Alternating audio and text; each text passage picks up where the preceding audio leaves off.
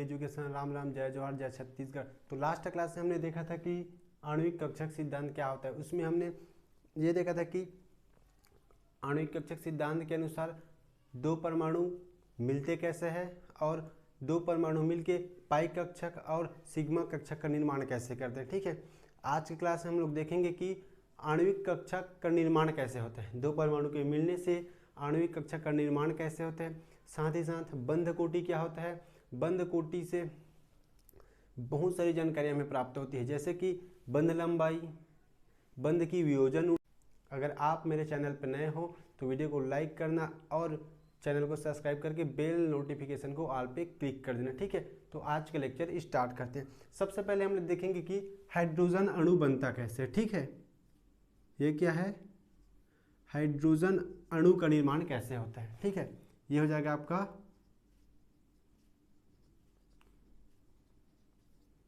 Hydrogen अणु बनता कैसे है। तो ठीक है, इसमें क्या है, देखो इसमें हमारे पास है दो हाइड्रोजन परमाणु। ठीक है, ये एक हाइड्रोजन परमाणु और ये दूसरा हाइड्रोजन परमाणु है। ठीक है, ये है क्या है, 1s है, ये 1s है। हमें पता है कि किसी भी परमाणु का जितना एटॉमिक नंबर होगा, किसी भी एटम का एटॉमिक नंबर जितना होगा उतना ही उसमें इलेक्ट्रॉन्स होगा। ठीक है, तो इसका एटॉमिक नंबर कितना है, एक है, तो इसमें आ जाएगा एक इलेक्ट्रॉन और इसमें भी आ जाएगा एक इलेक्ट्रॉन। मतलब ये हो गया आपका दोनों में एक एक इलेक्ट्रॉन्स। उसके बाद ये दोनों मिलेंगे। ठीक है, दो परमाणु मिलके ही अणु का निर्माण करते हैं ना भाई, तो ये दोनों मिलेंगे तो इसमें क्या होगा हमें, ठीक है, इसमें दो प्रकार के ऑर्बिटल का निर्माण होगा। हमें क्या पता है, एक ऑर्बिटल ऐसा होता है जिसकी ऊर्जा कम होती है। ठीक है, तो जिस ऑर्बिटल की ऊर्जा कम होती है उसे बोलते हैं हम लोग बॉन्डिंग ऑर्बिटल, और जिस ऑर्बिटल की ऊर्जा कम होती है उसे बोलते हैं एंटी बॉन्डिंग ऑर्बिटल। ठीक है, ये कक्षक क्या है, ये अणु कक्षक है। ठीक है, एटॉमिक ऑर्बिटल है, ये भी क्या है आपके एटॉमिक ऑर्बिटल। लेकिन ये जो ऑर्बिटल है ये आपके क्या है, मॉलिक्यूलर ऑर्बिटल है। ठीक है, तो इन दोनों के पास कितने इलेक्ट्रॉन्स है, दो हाइड्रोजन के पास दो इलेक्ट्रॉन्स है, डाल दो इसे, ये हो जाएगा एक इलेक्ट्रॉन्स और ये हो जाएगा दूसरा इलेक्ट्रॉन्स। ठीक है, तो इस प्रकार हाइड्रोजन अणु का निर्माण होता है। ठीक है, ये तो हो गया हाइड्रोजन अणु का निर्माण। अब देखो इसमें हमें क्या पता है, जिस ऑर्बिटल की ऊर्जा ज्यादा होती है उसे हम लोग बोलते हैं एंटी बॉन्डिंग। ठीक है, उसे क्या बोलते हैं, एंटी बॉन्डिंग मॉलिक्यूलर ऑर्बिटल। ये है आपका एंटी बॉन्डिंग मॉलिक्यूलर ऑर्बिटल और ये है आपका बॉन्डिंग मॉलिक्यूलर ऑर्बिटल। ठीक है, तो इस ऑर्बिटल का क्या नाम होगा, इस ऑर्बिटल का नाम होगा सिग्मा 1s और इस ऑर्बिटल का निर्माण होगा सिग्मा एंटी बॉन्डिंग 1s। ठीक है, इस ऑर्बिटल का क्या नाम है, सिग्मा 1s, इस ऑर्बिटल का नाम है सिग्मा एंटी बॉन्डिंग का 1s। ठीक है, अब हमें इसमें निकालना है बंध कोटि या फिर बंध क्रम। ठीक है, क्या निकालना है हमें, बंध क्रम। बंध क्रम निकालने के लिए एक सिंपल फार्मूला होता है, क्या है, 1/2 एन, ये क्या है, number of bonding electrons minus number of anti bonding electron. ठीक है, तो यहाँ बॉन्डिंग इलेक्ट्रॉन कितना है, देखो बॉन्डिंग मतलब नीचे वाला, एंटी बॉन्डिंग मतलब ऊपर वाला, और एंटी बॉन्डिंग को हम लोग किससे प्रदर्शित करते हैं, स्टार से। ठीक है, तो देखो ये हो जाएगा 1/2। ठीक है, उसके बाद बॉन्डिंग इलेक्ट्रॉन कितना है, 2। एंटी बॉन्डिंग में इसमें कोई भी इलेक्ट्रॉन्स नहीं, मतलब यहाँ क्या आ जाएगा आपका 0। ठीक है, तो यहाँ से हमें क्या मिलेगा, यहाँ से हमें मिलेगा, ठीक है, ये कट जाएगा तो यहाँ से हमें क्या मिला, 1। मतलब हमें यह पता चल रहा है कि दो हाइड्रोजन परमाणु के बीच में एक बंध होता है, मतलब यह कुछ इस प्रकार का बंध बनता है। ये क्या है, ये है आपका H2 मॉलिक्यूल। ठीक है, ये क्या है, H2 मॉलिक्यूल, दोनों हाइड्रोजन परमाणु के बीच में एक बंध बन रहा है। ठीक है, अब हम लोग देखेंगे हाइड्रोजन अणु आयन का, क्या किसका देखेंगे हम लोग, हाइड्रोजन अणु आयन का। ठीक है, हाइड्रोजन अणु आयन मतलब क्या हो जाएगा, देखो H2+, मतलब हाइड्रोजन अणु के पास दो इलेक्ट्रॉन्स होता है लेकिन अभी वो एक इलेक्ट्रॉन्स निकाल दिया है। ठीक है, एक इलेक्ट्रॉन्स निकाल दिया है, तो यहाँ हमें क्या मिलेगा, देखो सिग्मा 1s1 एक इलेक्ट्रॉन है इसके पास, तो दो परमाणु आपस में मिलेगा, ठीक है। दो परमाणु आपस में मिल के दो आणविक कक्षक का निर्माण करेगा, ठीक है। इसमें आ जाएगा एक इलेक्ट्रॉन, ठीक है। ये क्या आपका दो परमाणु है, ठीक है। ये आपका एटॉमिक ऑर्बिटल, ये भी हो जाएगा एटॉमिक ऑर्बिटल। जब दो एटॉमिक ऑर्बिटल मिलेगा तो दो आणविक ऑर्बिटल मिलेगा, ठीक है। ये क्या आपका दो एटॉमिक ऑर्बिटल मिलने से दो मॉलिक्यूलर ऑर्बिटल का निर्माण हुआ है, ठीक है। अब इसमें क्या हो जाएगा, यहाँ पास एक इलेक्ट्रॉन आ जाएगा। अब जब इसका आप बंध ऊर्जा निकालोगे, मतलब बंध क्रम निकालोगे, तो क्या मिलेगा, देखो इसका बंध क्रम हो जाएगा, बॉन्डिंग में कितना है 1, एंटी बॉन्डिंग में 0, मतलब ये हो जाएगा 0.5, मतलब दो हाइड्रोजन परमाणु के बीच का बंध कितना है 0.5 है, ठीक है। वैसे ही आप हाइड्रोजन अणु आयन मतलब H2- का भी निकाल सकते हो। मतलब अभी इसमें हाइड्रोजन के पास दो इलेक्ट्रॉन्स होता है, हाइड्रोजन अणु के पास दो इलेक्ट्रॉन्स होता है, लेकिन एक इलेक्ट्रॉन किसी से ले रखा है, ठीक है। तो इसमें क्या होगा, देखो तो इसके लिए हो जाएगा H2- का क्या हो जाएगा, देखो सिग्मा 1s का एंटी बॉन्डिंग, ठीक है। तो इसमें क्या हो जाएगा, दो इलेक्ट्रॉन्स हो जाएगा, इसमें आ जाएगा आपका एक इलेक्ट्रॉन, मतलब 3 इलेक्ट्रॉन्स हो गया। अब एंटी बॉन्डिंग में भी एक इलेक्ट्रॉन चला गया, ठीक है। तो इसमें क्या होगा, देखो दो एटॉमिक ऑर्बिटल बना लो, दो एटॉमिक ऑर्बिटल के मिलने से दो मॉलिक्यूलर ऑर्बिटल बनता है, ठीक है। इसमें कितने इलेक्ट्रॉन्स है आपका, एक इलेक्ट्रॉन, इसमें भी एक इलेक्ट्रॉन, ठीक है। लेकिन किसी दूसरे से एक इलेक्ट्रॉन ले रखा है, तो क्या कहाँ जाएगा, यहाँ आ जाएगा। मतलब इसके पास टोटल 3 इलेक्ट्रॉन है। अब 3 इलेक्ट्रॉन्स को इसमें फिल करके तो क्या होगा, एक इलेक्ट्रॉन ऐसे जाएगा, फिर दूसरा ऐसे, मतलब दो इलेक्ट्रॉन्स यहाँ हो गया, एक इलेक्ट्रॉन्स यहाँ चला जाएगा। ये क्या है आपका, ये सिग्मा 1s है, और ये सिग्मा 1s का एंटी बॉन्डिंग है, ठीक है, कुछ इस प्रकार से। अब ये क्या है आपका मॉलिक्यूलर ऑर्बिटल है, ये है आपका एटॉमिक ऑर्बिटल, ठीक है। इस ऑर्बिटल को हम लोग बोलते हैं बॉन्डिंग मॉलिक्यूलर ऑर्बिटल, BMO, ठीक है, ये BMO है, और ये एंटी बॉन्डिंग मॉलिक्यूलर ऑर्बिटल है, ठीक है। अब इसमें जब आप बंध क्रम निकालोगे, क्या निकालोगे, बंध क्रम, तो कैसे निकलेगा, देखो 1/2, ठीक है। बॉन्डिंग में कितना इलेक्ट्रॉन्स है, 2, एंटी बॉन्डिंग में 1 इलेक्ट्रॉन्स, ठीक है। इसमें 1 है, इसमें 2 है, तो हमें क्या मिलेगा, देखो 1/2 और यहाँ आ जाएगा 1, मतलब इसके बीच का कितना है बंध क्रम, इसके बीच का बंध क्रम हो जाएगा 0.5, मतलब इन दोनों में इसका बंध क्रम और इसका बंध क्रम दोनों का सेम है। क्योंकि देखो अगर एंटी बॉन्डिंग में इलेक्ट्रॉन्स बढ़ने से बंध क्रम का मान कम हो जाता है। देखो इसमें 2 इलेक्ट्रॉन्स है, ठीक है, इसमें भी 2 इलेक्ट्रॉन्स है, लेकिन एक इलेक्ट्रॉन जब एंटी बॉन्डिंग में चला गया तो बंध क्रम का मान कम हो गया, ठीक है। इस प्रकार से तो हम बंध क्रम से ये पता लगा सकते हैं कि कौन सा मॉलिक्यूल ज़्यादा स्टेबल है, कौन सा अणु ज़्यादा स्टेबल है। तो जिस अणु का बंध क्रम का मान जितना ज़्यादा होगा वो अणु उतना ही ज़्यादा स्थायी होगा। हम स्थायी देख सकते हैं, ठीक है, कौन सा अणु ज़्यादा स्थायी है, ठीक है। तो सबसे ज़्यादा स्थायी कौन सा हो जाएगा, हाइड्रोजन हो जाएगा, ठीक है। उसके बाद हो जाएगा आपका हाइड्रोजन प्लस आयन, उसके बाद हो जाएगा आपका hydrogen minus ion. Hydrogen plus ion ज़्यादा स्टेबल इसलिए है क्योंकि इसके एंटी बॉन्डिंग में एक भी इलेक्ट्रॉन्स नहीं है, लेकिन हाइड्रोजन माइनस आयन इसलिए अनस्टेबल है क्योंकि इसके एंटी बॉन्डिंग में एक इलेक्ट्रॉन्स है, ठीक है। तो इस प्रकार हम इसके स्थायित्व का भी पता लगा सकते हैं, ठीक है। अब इसे मैं मिटा देता हूं। अब हम लोग देखेंगे कि हीलियम अणु का निर्माण कैसे होता है, ठीक है।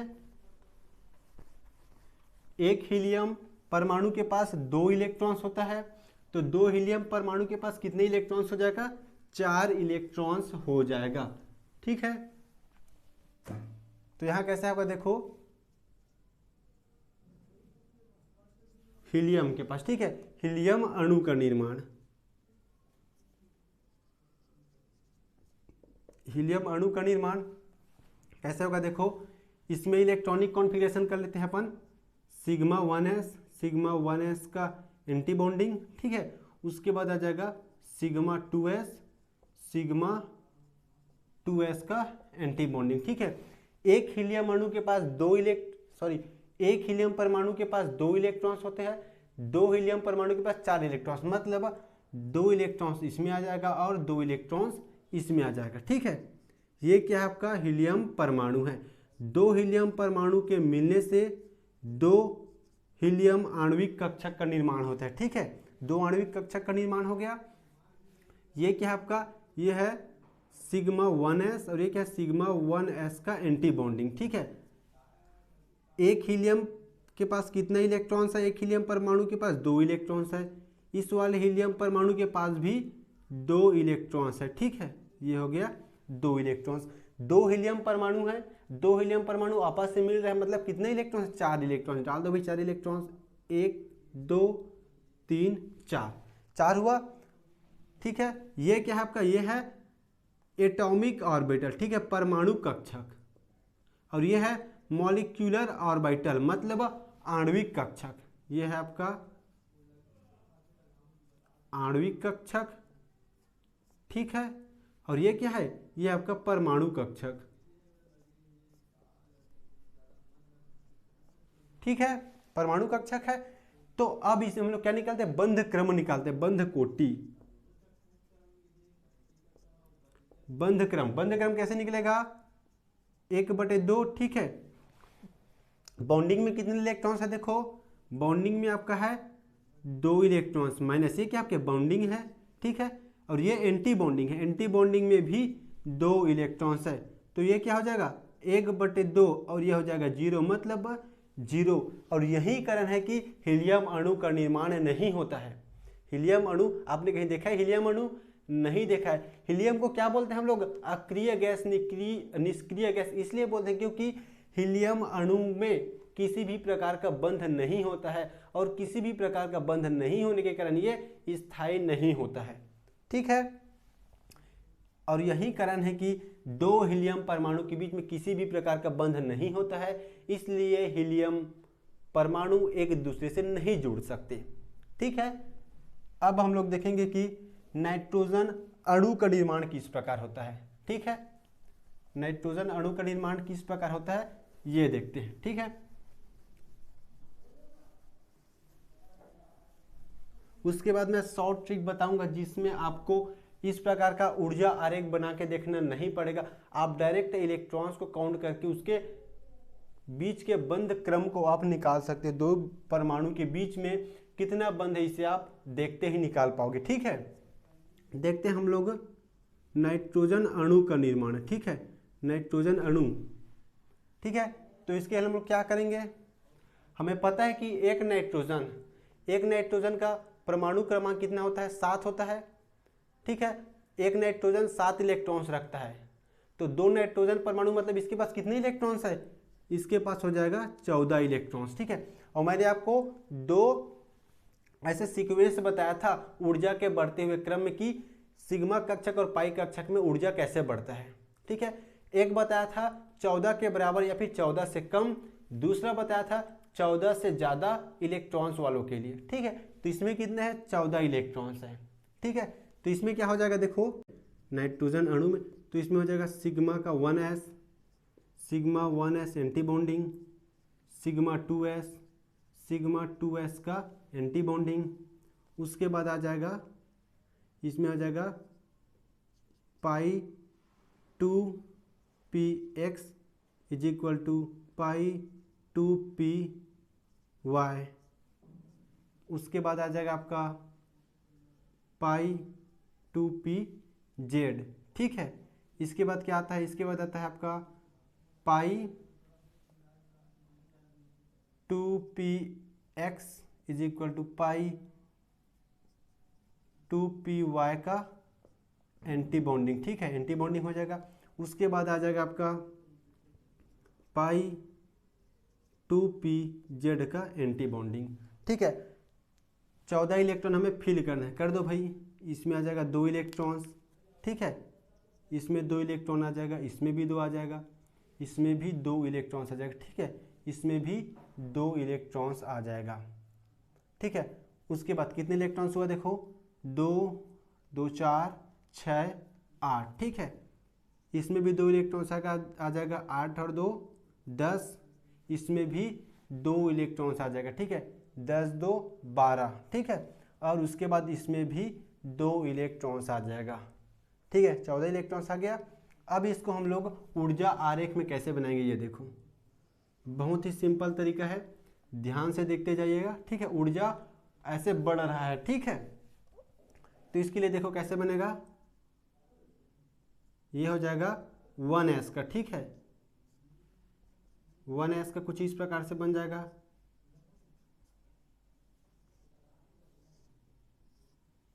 ये, ठीक है।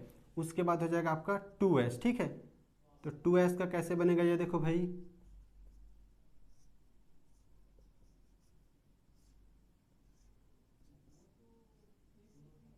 ये हो जाएगा 2s, ठीक है।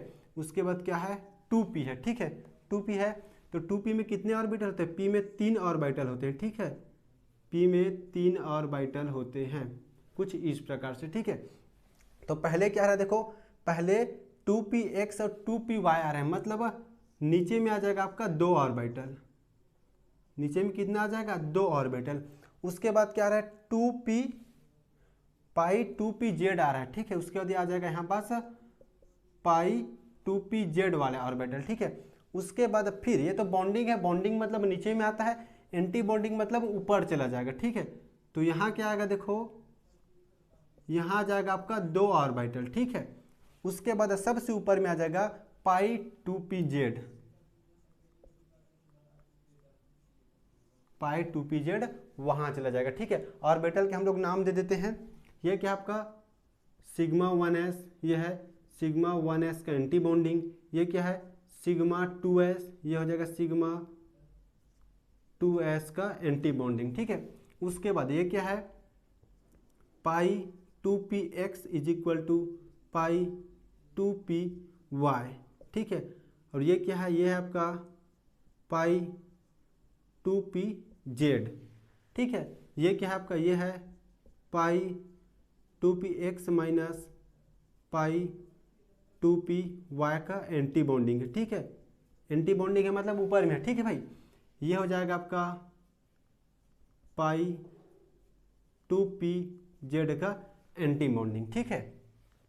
ये क्या आपका नाइट्रोजन परमाणु है, 2 नाइट्रोजन परमाणु है, ठीक है, एटॉमिक ऑर्बिटल है, और ये क्या आपका मॉलिक्यूलर ऑर्बिटल है, ठीक है।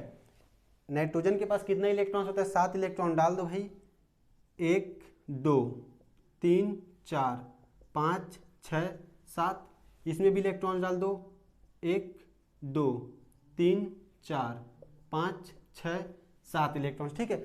अब ये 7 इलेक्ट्रॉन्स इस वाले नाइट्रोजन परमाणु के 7 इलेक्ट्रॉन्स और इस वाले नाइट्रोजन परमाणु के 7 इलेक्ट्रॉन्स दोनों मिलके क्या बनाएंगे, नाइट्रोजन का अणु बनाएंगे, ठीक है। और ये क्या आपके आणविक कक्षक है, तो इसमें इलेक्ट्रॉन डाल दो, 7 और 7 कितना हुआ 14 इलेक्ट्रॉन, तो 14 इलेक्ट्रॉन्स को आपको इसमें फिल करना है। क्या कैसे करोगे देखो, 1 2 3 4 5 6 7 8 9 10 11 12 13 14, इस प्रकार आपको इलेक्ट्रॉन्स को इसमें फिल करना है, ठीक है। अब क्या निकालेंगे इसमें हम लोग, बंध क्रम, बंध क्रम भी बोल सकते हैं या फिर बंध कोटि भी बोल सकते हैं। तो ये क्या हो जाएगा, 1/2 number of bonding electrons minus number of anti bonding electron, क्या हो जाएगा 1/2। बॉन्डिंग इलेक्ट्रॉन्स कितना है देखो, बॉन्डिंग इलेक्ट्रॉन्स मतलब नीचे वाला देखना है हमें, तो ये क्या हो जाएगा 2 इसमें आ जाएगा 2 इलेक्ट्रॉन्स, 2 इलेक्ट्रॉन्स इसमें 4 इलेक्ट्रॉन्स, ठीक है, और इसमें आ जाएगा 6 इलेक्ट्रॉन्स, कितने इसमें 6 इलेक्ट्रॉन्स, मतलब 6 और 4 कितना आ गया 10, माइनस एंटी बॉन्डिंग में कितना है देखो, यहाँ आ जाएगा 2 इलेक्ट्रॉन्स, ठीक है, और यहाँ आ जाएगा 2 इलेक्ट्रॉन्स, मतलब इसमें आ गया आपका 4 इलेक्ट्रॉन्स, ठीक है। तो क्या हो जाएगा 1/2 और यहाँ से हमें क्या मिला 6, ठीक है। जब इसे आप काट दोगे तो क्या मिलेगा, यहाँ से आ जाएगा आपका 3, मतलब 2 नाइट्रोजन परमाणु के बीच में 3 बॉन्ड है। ये हमें किससे पता चला है, बंध कोटि से पता चला है। तो इस प्रकार आपको किसी भी अणु का इलेक्ट्रॉनिक कॉन्फ़िगरेशन के मदद से आप उस अणु के बंध क्रम को निकाल सकते हो, बीच के बंध बॉन्ड ऑर्डर को निकाल सकते हो। अब ये देखो, जो अंतिम इलेक्ट्रॉन्स है वो अयुग्मित होगा, ठीक है। इलेक्ट्रॉन्स का क्या होगा? अयुग्मित होगा। तो उसे बोलेंगे, क्या बोलेंगे भाई? उसे बोलेंगे हम लोग अनुचुंबकीय। ये हो जाएगा आपका अनुचुंबकीय, ठीक है। और युग्मित इलेक्ट्रॉन्स मतलब पूरा भरा हुआ इलेक्ट्रॉन्स होगा, युग्मित होगा, ठीक है। तो उसे बोलेंगे हम लोग प्रतिचुंबकीय, ठीक है, प्रतिचुंबकीय, है ना भाई। अनुचुंबकीय को इंग्लिश में बोलते हैं पैरामैग्नेटिक। क्या बोलते हैं? ये हो जाएगा पैरामैग्नेटिक। और प्रतिचुंबकीय को बोलते हैं डायामैग्नेटिक, ठीक है भाई। क्या हो गया? अनुचुंबकीय को बोलते हैं पैरामैग्नेटिक और प्रतिचुंबकीय को बोलते हैं डायामैग्नेटिक, ठीक है। उम्मीद करता हूं यहां तक आप लोग को बहुत बढ़िया से समझ आ गया होगा, ठीक है। आगे बढ़ते हैं, ठीक है। ये तो हो गया। अब देखो, हमें क्या पता है, नाइट्रोजन के पास अभी 14 इलेक्ट्रॉन्स है, ठीक है। लेकिन अगर नाइट्रोजन को मैं एक इलेक्ट्रॉन्स और दे दूं, मतलब N2 माइनस कर दूं, ठीक है, N2 माइनस कर दूं, तो क्या होगा? यहाँ पास आपका एक इलेक्ट्रॉन्स बढ़ जाएगा, यहाँ एक इलेक्ट्रॉन्स बढ़ गया, ठीक है। अब ये मैं बात कर रहा हूँ N2 माइनस का, ठीक है, नाइट्रोजन अणु आयन का बात करूँ तो एक इलेक्ट्रॉन्स बढ़ गया, यहाँ कितना हो गया? 15 इलेक्ट्रॉन्स हो गया, ठीक है, 15 इलेक्ट्रॉन्स हो गया। तो यहाँ से क्या हो जाएगा? एक इलेक्ट्रॉन्स फिर बढ़ जाएगा, इसमें एक इलेक्ट्रॉन्स बढ़ गया, मतलब यहाँ भी एक इलेक्ट्रॉन्स बढ़ जाएगा, यहाँ भी एक इलेक्ट्रॉन्स बढ़ जाएगा, ठीक है। अब क्या निकालना है? अब अगर आप बंध क्रम निकालते हो, ठीक है, ये किसका है? ये तो है नाइट्रोजन अणु का, ठीक है। अब हम लोग निकाल रहे हैं कि नाइट्रोजन 2 माइनस मतलब नाइट्रोजन अणु आयन का बंध क्रम। तो इसमें कैसा होगा? देखो 1/2 हो जाएगा, ठीक है। उसके बाद देखो बॉन्डिंग में कितने इलेक्ट्रॉन्स है? 2 2 4 और 6 और 4 10 इलेक्ट्रॉन बॉन्डिंग में, ठीक है। सो यहाँ जाएगा 10 इलेक्ट्रॉन्स कितने में? बॉन्डिंग ऑर्बिटल में। लेकिन एंटी बॉन्डिंग में कितने इलेक्ट्रॉन्स है? देखो यहाँ जाएगा 2 और ये 2 और ये 1 इलेक्ट्रॉन्स, मतलब 5 इलेक्ट्रॉन्स कितने हैं? 5 इलेक्ट्रॉन्स है एंटी बॉन्डिंग ऑर्बिटल में, ठीक है। तो यहाँ से हमें क्या मिल जाएगा? यहाँ से हमें मिल जाएगा 2.5। मतलब मैंने आपको क्या बताया था कि जब इलेक्ट्रॉन्स एंटी बॉन्डिंग ऑर्बिटल में जाता है तो बंध ऑर्डर का वैल्यू कम हो जाता है, मतलब बंध क्रम कम हो जाता है, उसके बीच के बंध का मान कम हो जाता है, ठीक है। यह हो गया। उसके बाद देखो, उसके बाद अगर इसमें मैं एक इलेक्ट्रॉन्स निकाल देता हूं, मतलब अब मैं बात कर रहा हूं नाइट्रोजन प्लस की, ठीक है, नाइट्रोजन आयन प्लस, मतलब एक इलेक्ट्रॉन्स निकल गया तो क्या हो जाएगा? यहाँ पास आ जाएगा आपका 13 हो जाएगा, ये 13 हो गया, ठीक है। कम कर दो भाई एक इलेक्ट्रॉन्स, ये हो जाएगा एक इलेक्ट्रॉन्स यहाँ से और यहाँ से, ठीक है, 13 हो गया। इसमें 6 इलेक्ट्रॉन्स है, इसमें 7 इलेक्ट्रॉन्स है, 13 इलेक्ट्रॉन्स हो गया। अब 13 इलेक्ट्रॉन्स होने से मतलब यहाँ क्या हो जाएगा? N2 plus. इसका जब आप लोग बंध क्रम निकालोगे तो क्या निकलेगा? देखो बॉन्डिंग में कितना है, ये भी हट जाएगा यहाँ से और ये भी कम हो जाएगा, ठीक है, क्योंकि 3 और 2 5 है, यहाँ पर 4 ऊपर में 1 5, ठीक है, कुछ इस प्रकार से हो जाएगा। तो बॉन्डिंग में कितना हो जाएगा भाई? बॉन्डिंग में अब हो जाएगा 9 इलेक्ट्रॉन्स और एंटी बॉन्डिंग में हो जाएगा 4 इलेक्ट्रॉन्स, ठीक है। तो जब आप इसको कैलकुलेट करोगे तो यहाँ से निकलेगा 2.5, मतलब एक इलेक्ट्रॉन्स एंटी बॉन्डिंग में बढ़ने से भी बॉन्ड ऑर्डर का वैल्यू कम हो जाता है और एक इलेक्ट्रॉन्स बॉन्डिंग ऑर्बिटल में कम होने से भी बॉन्ड ऑर्डर का वैल्यू कम हो जाता है, ठीक है। तो हम लोग यहाँ देखते हैं कि सबसे ज़्यादा स्थायी मॉलिक्यूल कौन सा है, ठीक है। तो अगर मैं बात करूँ स्थायित्व, ठीक है, स्थायित्व की बात करता हूँ तो सबसे ज़्यादा स्थायी हो जाएगा N2, उसके बाद आ जाएगा आपका N2 प्लस और आ जाएगा लास्ट में N2 माइनस, यह हो जाएगा इसके स्थायित्व। ठीक है, अब मैं बात करता हूँ बंध ऊर्जा। क्या बात करता हूँ? बंध ऊर्जा। ठीक है, तो जिसका बंध क्रम का वैल्यू या फिर बंध कोटि का वैल्यू जितना ज़्यादा होगा, बंध कोटि का मान जितना ज़्यादा होगा, बंध ऊर्जा का मान उतना ही ज़्यादा होगा। मतलब यह हो जाएगा N2, फिर N2 प्लस और हो जाएगा N2 माइनस। ठीक है, कुछ लोगों के दिमाग में ये चल रहा होगा कि N2 प्लस और N2 माइनस दोनों का वैल्यू 2.5 है, तो इसमें हम लोग कैसे डिसाइड करेंगे कि कौन सा ज़्यादा स्थायी है या फिर किसकी ऊर्जा का वैल्यू ज़्यादा है? तो मैंने आपको ये बताया कि जब ऐसा सिचुएशन है तो आपको ये देखना है कि किस मॉलिक्यूल के एंटी बॉन्डिंग में कम इलेक्ट्रॉन्स हैं। ठीक है, किस मॉलिक्यूल के एंटी बॉन्डिंग ऑर्बिटल में कम इलेक्ट्रॉन्स है? तो देखो इस मॉलिक्यूल की मतलब N2 माइनस के एंटी बॉन्डिंग में 5 इलेक्ट्रॉन्स है। ये कितने इलेक्ट्रॉन्स है? 5 इलेक्ट्रॉन्स है।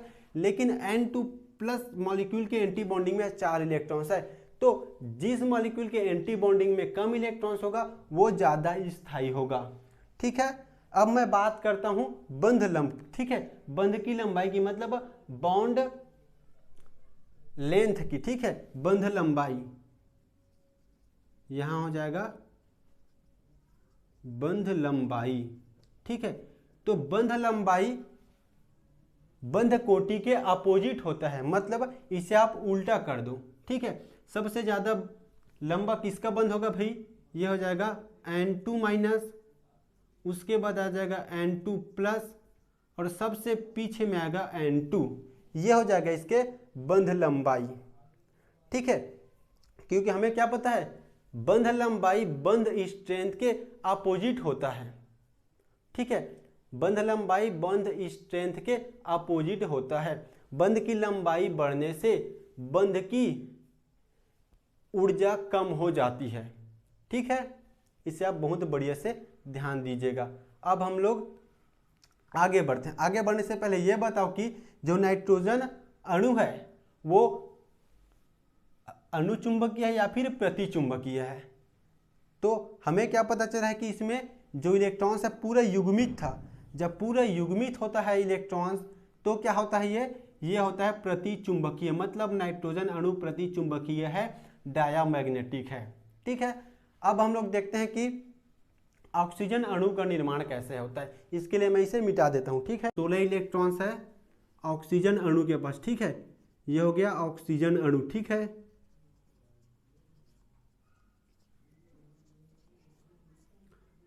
ऑक्सीजन अणु के पास कितने इलेक्ट्रॉन्स है भाई? 16 इलेक्ट्रॉन्स है। ठीक है, 16 इलेक्ट्रॉन्स है। तो इसके लिए मैंने क्या बताया था आपको? इसके लिए मैं बताया था कि इलेक्ट्रॉनिक कॉन्फ़िगरेशन इसमें कैसे होगा। ठीक है, तो इसके लिए क्या हो जाएगा? सिग्मा 1s का एंटी बॉन्डिंग, सिग्मा 2s का एंटी बॉन्डिंग। ठीक है, उसके बाद आ जाएगा सिग्मा 2pz। ठीक है, pi 2p x is equal to pi 2py। ठीक है, उसके बाद क्या आएगा?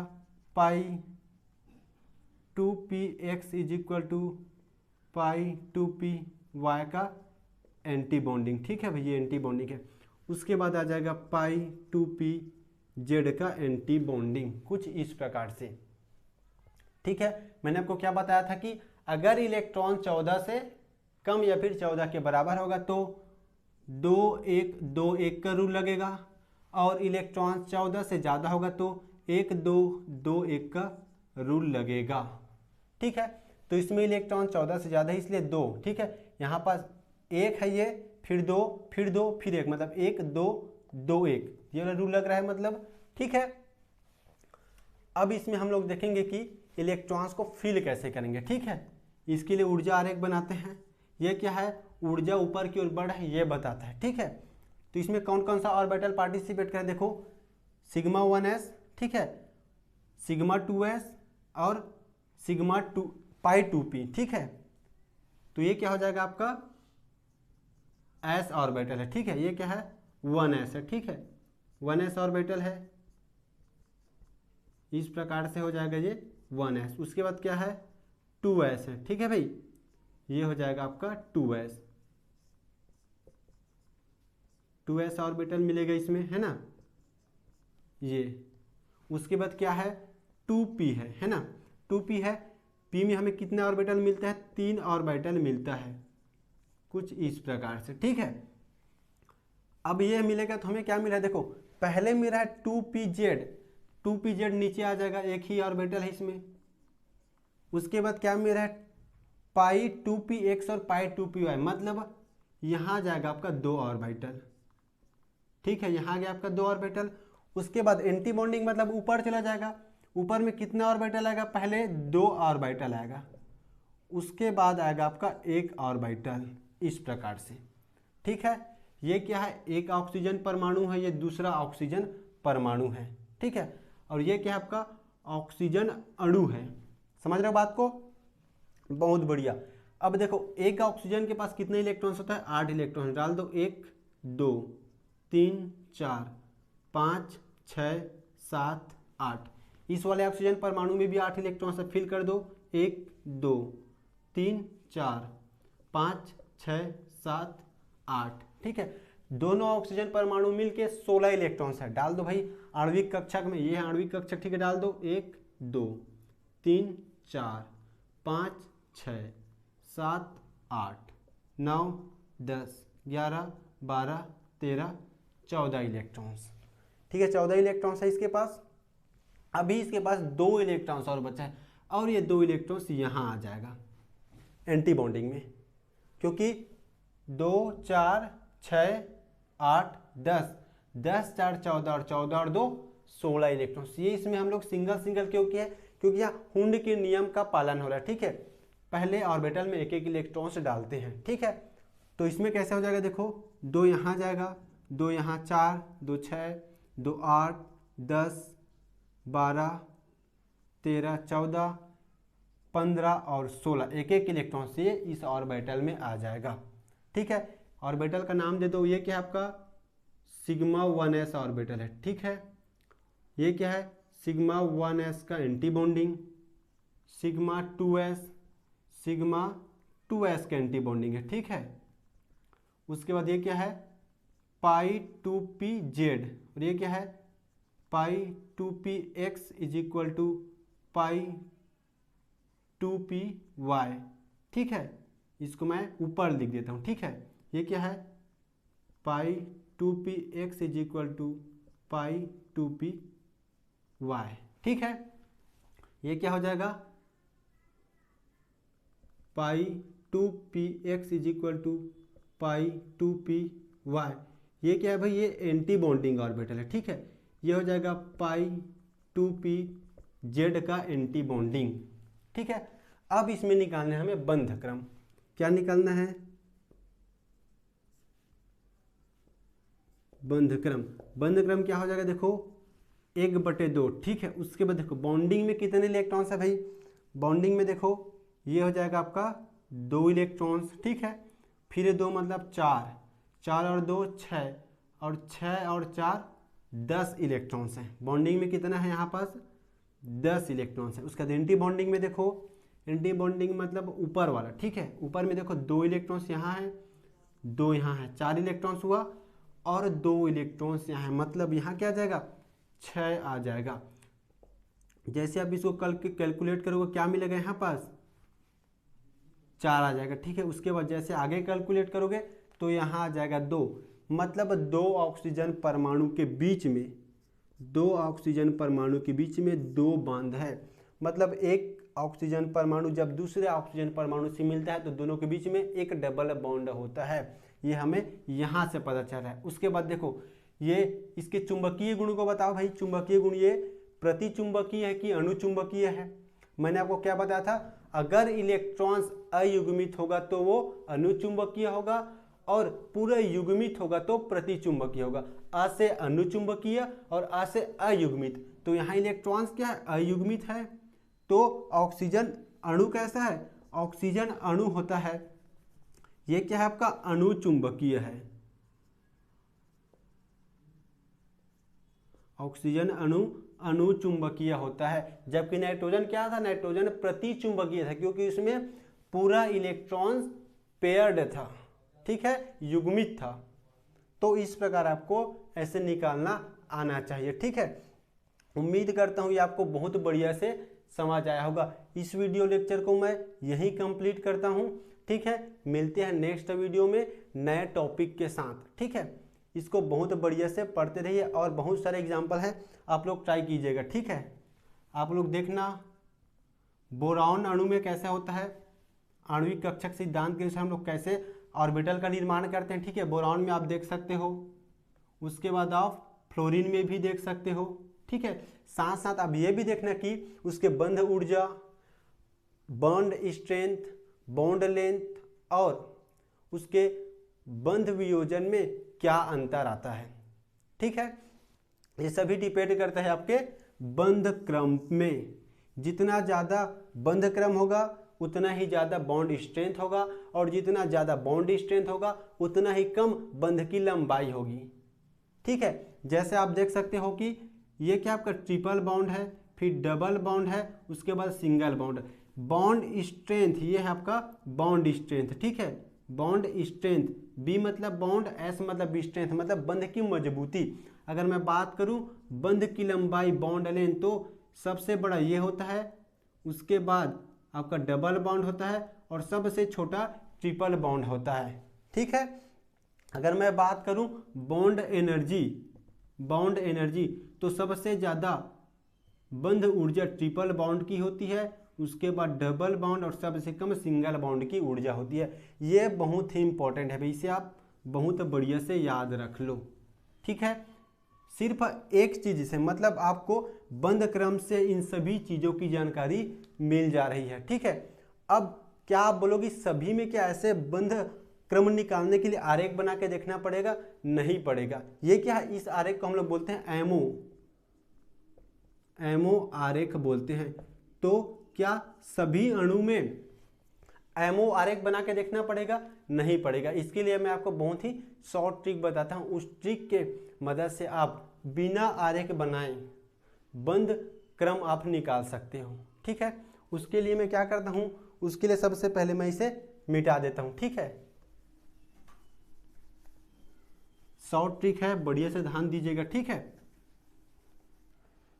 अगर परमाणु के मिलने से, दोनों परमाणु के इलेक्ट्रॉन्स मिलकर अणु बनाता है, तो अणु में अगर इलेक्ट्रॉन्स 10 होगा या फिर 18 होगा, 10 इलेक्ट्रॉन होगा या फिर 18 इलेक्ट्रॉन होगा, तो उसमें क्या होगा, सिंगल बॉन्ड होगा। ठीक है, एक बंध बनेगा दो परमाणु के बीच में।